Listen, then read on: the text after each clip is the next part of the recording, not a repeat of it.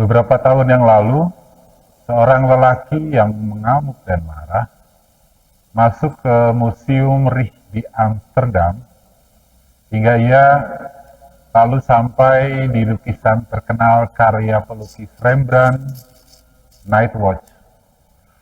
Lalu dia mengambil pisau dan memotong berulang-ulang kali lukisan itu sebelum akhirnya dia dihentikan oleh penjaga keamanan.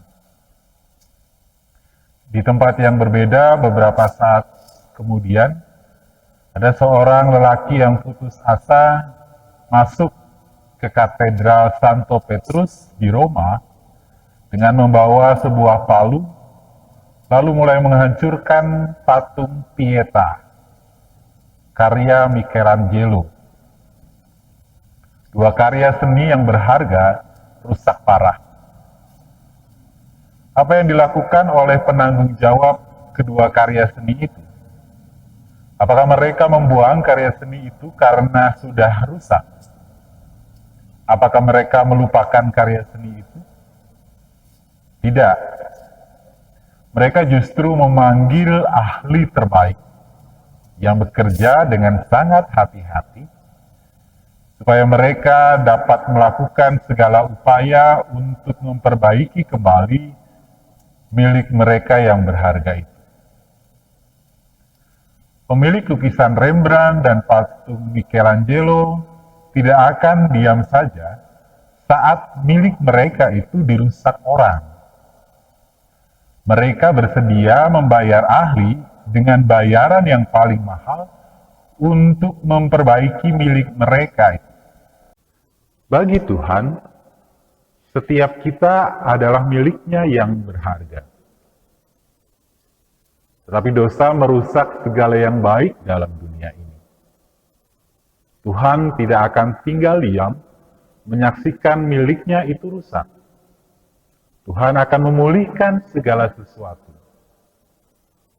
Bacaan kita hari ini menggambarkan bagaimana Nabi Yehezkiel yang ada di pembuangan di tanah Babel diberi sebuah penglihatan oleh Tuhan. Keadaan umat Tuhan di Yerusalem yang dihancurkan oleh bangsa Babel itu diumpamakan seperti sudah mati dan tidak mungkin bangkit lagi. Tetapi kemudian datang firman Tuhan kepada Yehezkiel dalam sebuah penglihatan. Lalu kekuasaan Tuhan meliputi aku, dan ia membawa aku keluar dengan perantaraan rohnya, dan menempatkan aku di tengah-tengah lembah. Dan lembah itu penuh dengan tulang-tulang. Ia membawa aku melihat tulang-tulang itu berkeliling-keliling, dan sungguh amat banyak bertebaran di lembah itu. Lihat, tulang-tulang itu amat kering. Tulang belulang yang di lembah itu adalah gambaran tentang harapan bangsa Yehuda yang sudah mati. Tulang belulang itu amat banyak dan amat kering. Sudah sedemikian lama harapan mereka mati. Kemudian Tuhan melanjutkan firman-Nya kepada Yehezkiel. Bernubuatlah mengenai tulang-tulang ini dan katakanlah kepadanya, hai tulang-tulang yang kering, dengarlah firman Tuhan. Beginilah firman Tuhan Allah kepada tulang-tulang ini. Aku memberi nafas hidup di dalammu, supaya kamu hidup kembali. Aku akan memberi urat-urat padamu dan menumbuhkan daging padamu. Aku akan menutupi kamu dengan kulit dan memberikan kamu nafas hidup, supaya kamu hidup kembali, dan kamu akan mengetahui bahwa akulah Tuhan. Tuhan yang menghidupkan yang mati. Pemberontakan bangsa Yehuda membawa kehancuran bagi kota mereka. Tapi bagi Tuhan, mereka tetaplah umat kesayangannya. Ia tidak akan membiarkan mereka hancur. Tuhan akan memulihkan mereka. Hari ini, Minggu 29 Maret 2020. Dunia ada dalam ancaman global virus COVID-19. Virus ini mengancam keselamatan manusia tanpa memilah jenis kelamin, kebangsaan, status sosial. Virus ini memang ancaman global, tetapi Tuhan yang menyertai kita adalah Tuhan yang menjadi sumber pemulihan global. Penyebaran virus yang merata ke seluruh dunia adalah bukti bahwa manusia enggan untuk ambil bagian dalam pencegahan penyebaran virus.